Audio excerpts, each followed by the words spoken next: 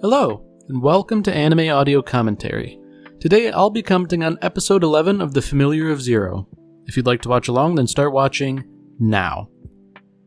So last we left off, Princess Henrietta tasked Louise and Saito with delivering something to the Prince of Albion, which, it's not a great situation with all the political turmoil, but Saito was also beaten in a friendly sparring match by wards, a Viscount and a captain of the Mage Knights sent to sort of accompany everyone else and protect them. So things are in a tenuous sort of situation here, because Saito has been embarrassed by Louise's fiancé, essentially, and the guy wasn't exactly tactful about it either, which it seems kind of deliberate. But Louise isn't exactly helping things either, saying, hey, you're my familiar, I need you to, do things like chores. And it's like, look, you're not going to appeal to the guy by saying, I need you to do these mundane tasks. So, yeah, unfortunately, nobody's really saying the right things here, and it's probably going to compound and get worse. I mean, that really is sort of the way things go, Oh dear. So Louise has really gone and done it, throwing gasoline on the fire, saying that she does intend to marry. It might well be over.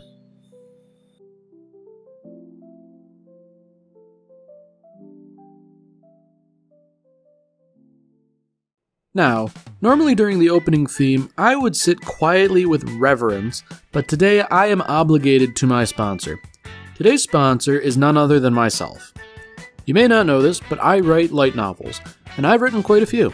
Today, I'm going to tell you about the eccentric detective Yamamoto, in which the intrepid, if drunken detective solves a wide variety of cases with the help of her assistant Satoshi. Ranging from finding missing pets and surveilling cheating spouses to catching a high-end cat burglar and preventing the murder of a local business magnate, no case is too big or too small for Detective Yamamoto. Even when she's forced to work with, and occasionally against, the police, and even when she must contend with her fear of the supernatural, nothing will prevent the eccentric detective from doing what needs to be done to solve the case. If this sounds like something you'd like to read, then by all means, consider purchasing books in the Eccentric Detective Yamamoto series by me, Frederick Fitzgerald, through Amazon. Thank you very much for your time, and enjoy the episode.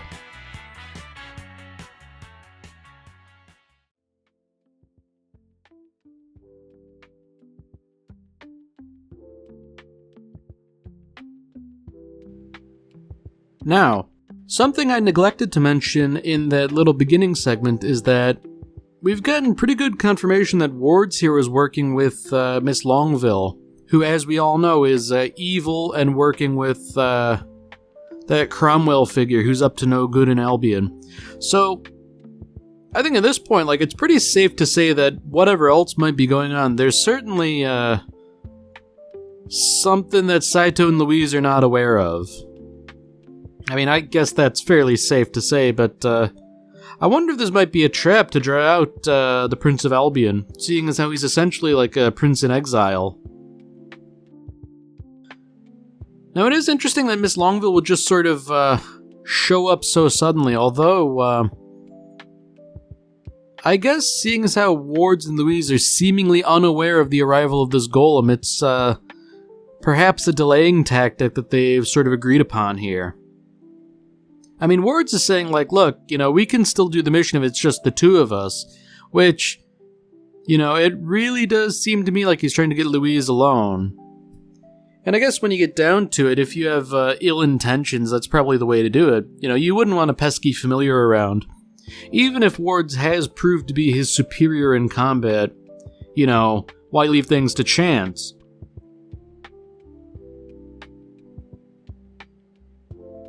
So that's something. Miss Longville essentially says, hey, I'm here to thank you for sending me to jail. That's sort of a flimsy reason, but it's, I guess, good enough for the time being. Saito doesn't have any real reason to interrogate the meaning behind all this, but I don't know. I guess from Saito's perspective, a little bit of curiosity might be warranted as to how she showed up, how she found him here, and why now of all times to exact revenge.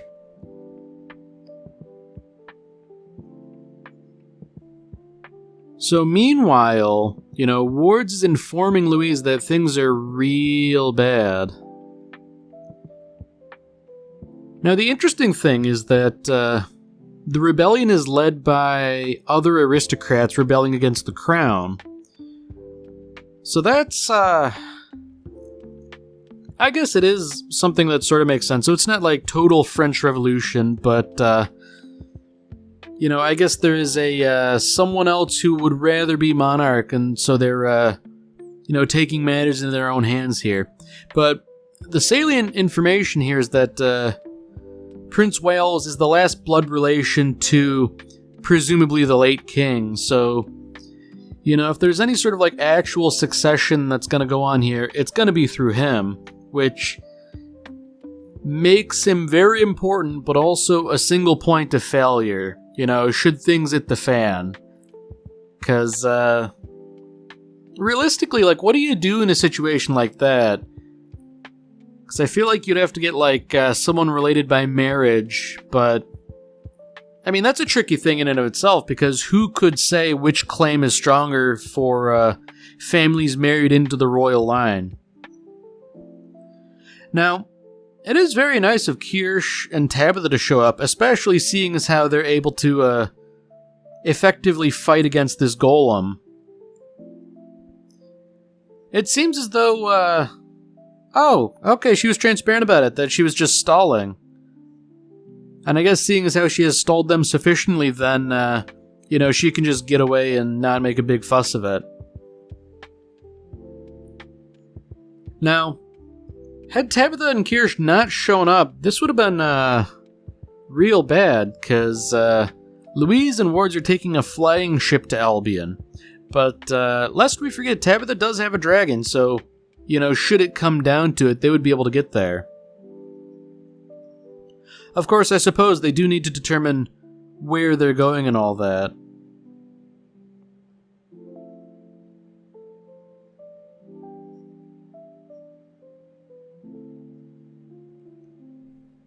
Alright, yeah. Okay, I guess there's some confusion on my part. They're only just now leaving, so, if they do want to catch up, using Tabitha's dragon would be the way to do it. Oh, wow. Maybe I'd completely forgotten about that, but, Albion is a floating island, it's, that's really something, because I guess naturally I assumed it being an analog to England, it would be an island, but to be a floating island as well. I mean, I guess that's just how things are in a magical world like this. There is something nice about how a flying ship just resembles a galleon rather than, anything more quote-unquote practical. I mean, they don't necessarily need to do that, but I guess if the technology here is roughly analogous to the 18th century, they might as well keep with the whole aesthetic.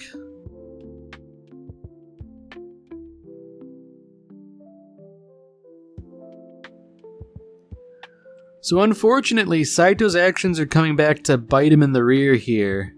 Louise is just sort of remembering those events and, that's sort of factoring into her decision to accept the proposal. Had Saito been a little bit more understanding, this might not be the case. It really is just one of those things where, Saito and Louise are the architects of their own misery, and that really is just continually the case here.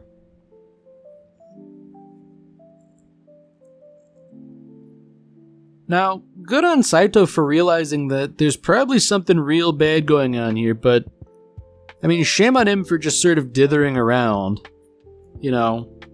I guess, in a sense, they do have to wait for the next boat and all that, but at the same time, Tabitha has that dragon. You could ask her as, like, a personal favor.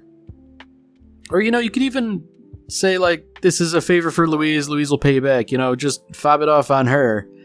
Not that she would appreciate it, of course, but if the alternative is, like, things getting real serious, then, maybe it's better. So here they go drinking again, Wards and Louise. Oh boy, and Wards is just asking for information, Good on Louise to sort of keep it secret like the princess instructed her, but I feel like the alcohol is gonna work against her in the long run here.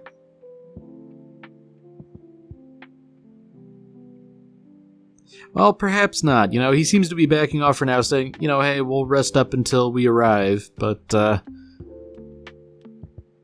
don't know. There's lots of monkey business going on here, and none of it's really good.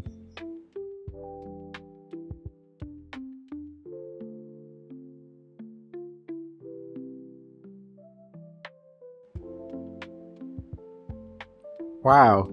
That is remarkable to have such a gigantic mass of floating land like that, and for it to have its own sort of weather systems, too. I do find it interesting that they dock at a gigantic tree. I mean, realistically, what else would you dock with?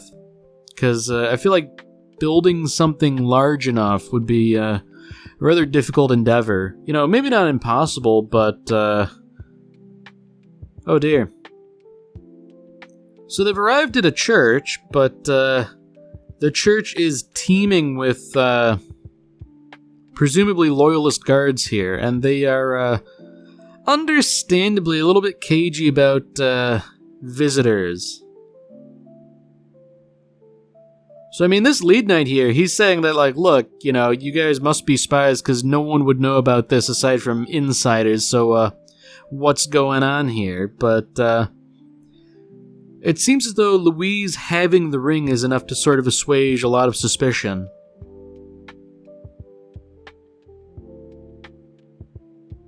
Alright, so I guess there's another ring.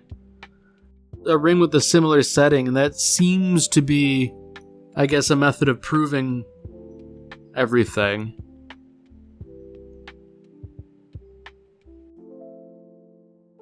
Okay, so if this guy has the Ruby of Wind and all that, which was passed down the Albion line for generations, then he must be the prince, right?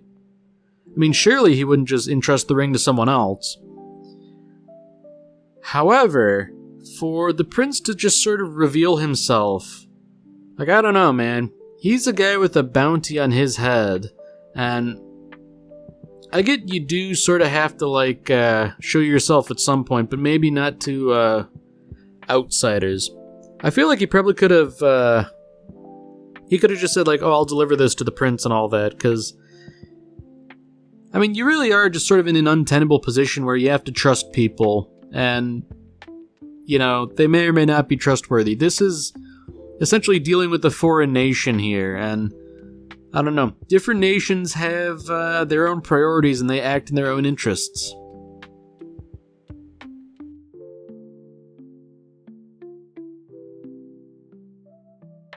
Ooh.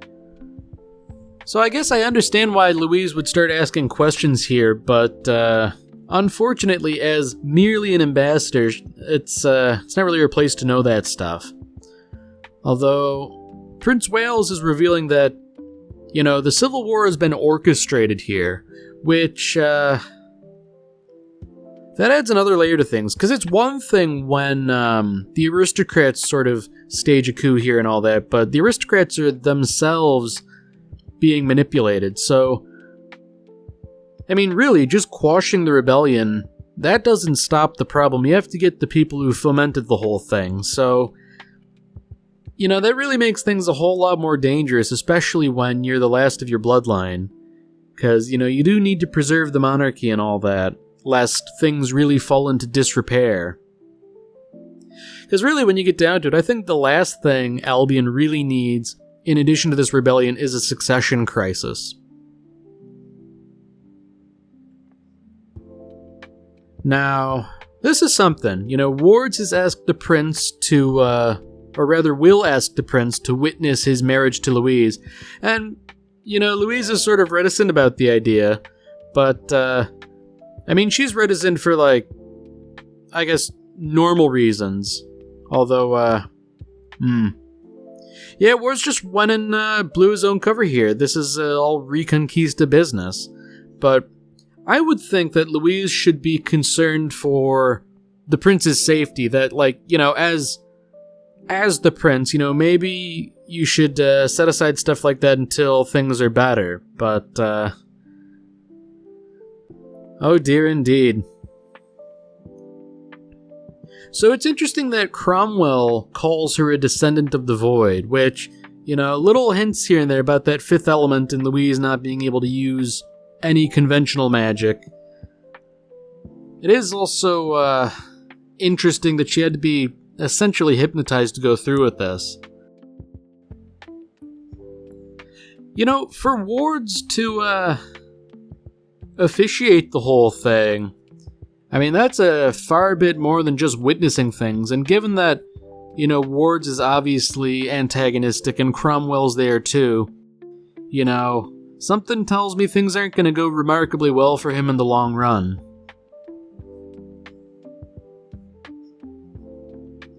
Now it is, I guess, kind of typical that the hypnotism is so effective that Louise isn't really able to speak properly, you know, not even to sort of, I guess, agree to the vows.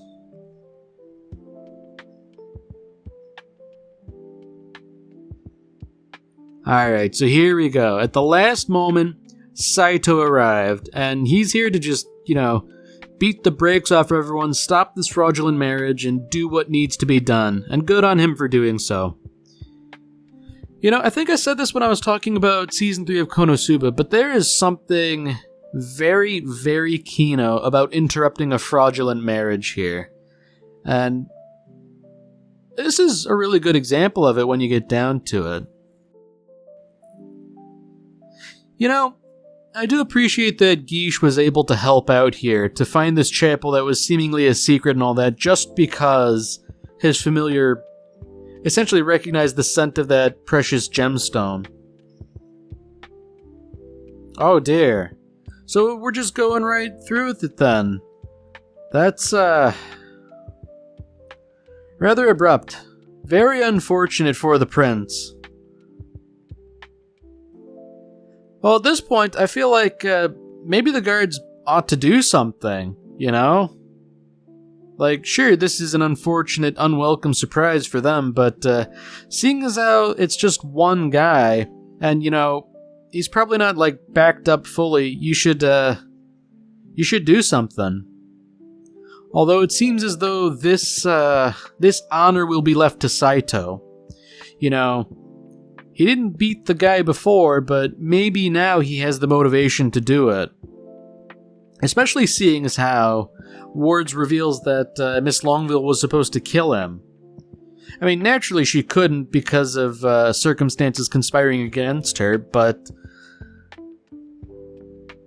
Okay. Alright, Louise is finally getting with the program here that, you know, maybe this guy, kinda isn't all that great. So I guess the question is, what is Saito gonna do about this? You know, naturally, he must uphold the honor of his master, and that demands action.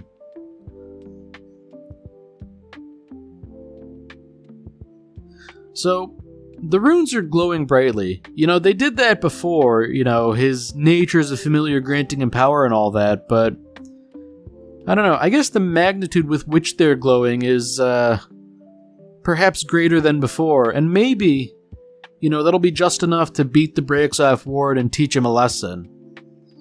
You know, I guess seeing as this is the second time we've seen the sword sort of, come to life like this, to shed that rusty coating, then, you know, maybe this is really it here. It is also, rather nice that the sword's capable of eating magic, seeing as how Wards was holding that oversight to his, you know, essentially his one big advantage, but, you know, without that, what can you really do? And I feel like a mage suddenly deprived of magic is far worse off than someone who could never use it to begin with. Now, I guess the question is, what's Saito gonna do, you know? Surely, like, he should just, beat the brakes off this guy in a very ultimate and final kind of way, but it seems as though he's not really doing that. He only kind of winged him on the shoulder.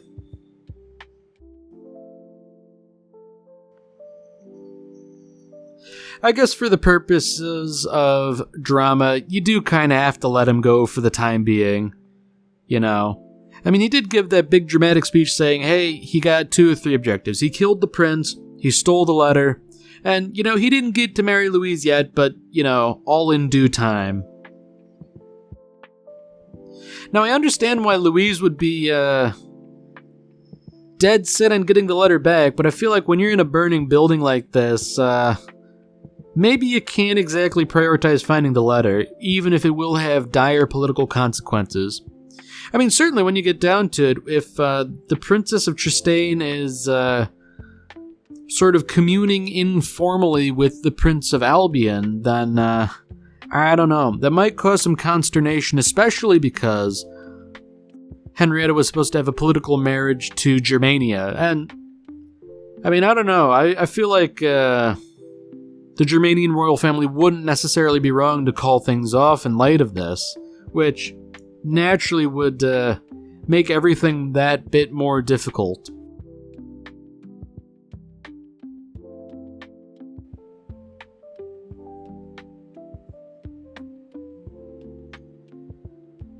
Alright, so here we go. Louise is sort of now associating Saito with the comfort she used to feel from wards. And, whoa boy, Saito just went for it.